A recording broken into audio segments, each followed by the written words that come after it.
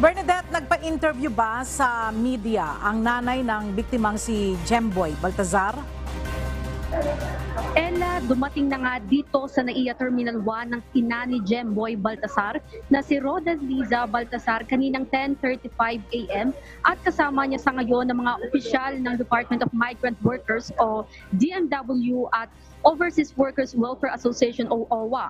Base sa huling update ng DMW ay nasa lounge area si Roda at ang mga miyembro naman ng media ay nandito sa arrival area kung saan Ella nga ay kami ay nakaantabay ngayon kung magpapa-interview ba sa media itong si Roda.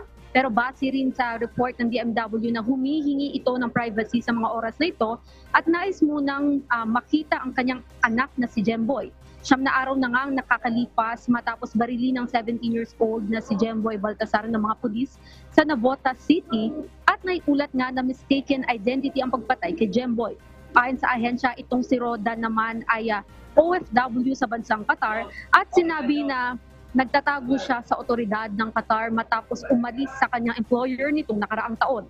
Sabi rin ng OWA na magbibigay sila ng tulong pinansyal sa pamilya ni Jemboy na aabot sa 100,000 pesos at ang ahensya na rin ng AACO para sa repatriation ni Roda Baltazar maging ang burial expenses ni Jemboy. Aasahan din natin mamaya ang pagkikita ni Roda Baltazar at ang kanyang 2 anak na naulila ni Jemboy. At yan na muna ang latest mula dito sa NAIA. Balik sa iyo, Ella. Maraming salamat, Bernadette Tinoy.